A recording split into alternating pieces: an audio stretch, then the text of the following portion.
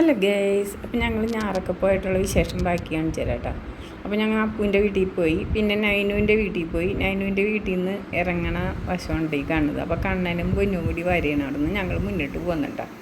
അപ്പോൾ ഞാൻ കുറച്ച് വീഡിയോ ഒക്കെ പിടിച്ചതാണ്. നല്ല ഭംഗിയുള്ള സ്ഥലമുണ്ട്. ആ ലൊക്കേഷൻ ഒന്ന് കാണേണ്ടതാണ്. എന്തൊരു ഭംഗിയാണെന്നറിയാമോ. എൻ്റെയൊക്കെ വിചാരം നമ്മൾ താമസിക്കണ ആ ഏരിയയിൽ നല്ലൊരു സൗന്ദര്യമുള്ള സ്ഥലമാണ്. പക്ഷേ നമ്മളധികം എവിടെയെങ്കിലും അതായത് കേരളത്തിൽ കുറച്ച് സ്ഥലത്തൊക്കെ പോയിട്ടുണ്ട് കേട്ടോ. അല്ലാതെ പിന്നെ കുറച്ച് സ്ഥലത്ത് ആന്ധ്രയിൽ പോയിട്ടുണ്ട്. പക്ഷേ അവിടെയൊന്നും എനിക്ക് ഇത്രയും സൗന്ദര്യമൊന്നും തോന്നിയില്ല. നമ്മളുടെ നാട് തന്നെയാണ് സുന്ദരമായ നാടെന്ന് എനിക്കിപ്പോൾ തോന്നി കേട്ടോ. നമ്മൾ വിദേശത്തൊക്കെ പോയി കാണാൻ ഇരിക്കണതിൽ നല്ലത് എനിക്ക് തോന്നണത് നമ്മളുടെ ഈ പരിസരം മുഴുവനും കണ്ടിട്ട് വിദേശത്ത് പോണതായിരിക്കില്ലേ നല്ലത് എന്ന് ഞാൻ ചിന്തിച്ചു. ഇത്ര ഭംഗിയാണ് ആ സ്ഥലം. ഈ ഞാറക്കല്ലാണ് കാണുന്ന സ്ഥലമൊക്കെ കാണിച്ച് ഞങ്ങൾക്ക് ഭംഗിയാണ്. അപ്പോൾ ഞങ്ങൾ കടപ്പുറത്തേക്ക് അവരുടെ വീട്ടിൽ നിന്ന് നടന്നു പോകണം.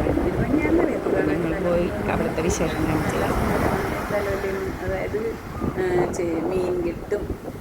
അത് കഴിഞ്ഞിട്ട് നമ്മുടെ കുറച്ച് സ്ഥലങ്ങളൊക്കെ ഇങ്ങനെ, അതായത് വേനൽക്കാലത്ത് അവിടെ വേലിയേറ്റത്ത് കുറേ വെള്ളം ഇങ്ങനെ ഞങ്ങളൊന്നും അതിൽ കയറുന്നുണ്ടായിരുന്നില്ല. അപ്പം വേലിയേറ്റം ഉണ്ടായില്ലായിരിക്കും, അങ്ങനെയാണാവോ. അപ്പം അന്നേരം വെള്ളം കണ്ടില്ല. പക്ഷേ നല്ല സുന്ദരമായ സ്ഥലമാണ്. പക്ഷെ നമുക്കവിടെ എങ്ങനെയാണെന്നാണ് വിട്ടത്. നമ്മൾ ഇവിടെയൊക്കെ താമസിച്ച് പിന്നെ പെട്ടെന്ന് മാങ്ങാടിയിലും എങ്ങനെയാണെന്ന് നമുക്ക് അറിയില്ല. അതായത് കാണാൻ നല്ല ഭംഗി ഉണ്ടായിരുന്നില്ല. നമുക്ക് പോരാൻ തോന്നില്ല. അവിടെ നിന്ന് അത്രയും ഭംഗിയാണ് ആ സ്ഥലം കാണാൻ. അപ്പം ഞങ്ങൾ കടപ്പുറത്തൊക്കെ പോയി അവിടെ പോയി നോക്കിയാലോ.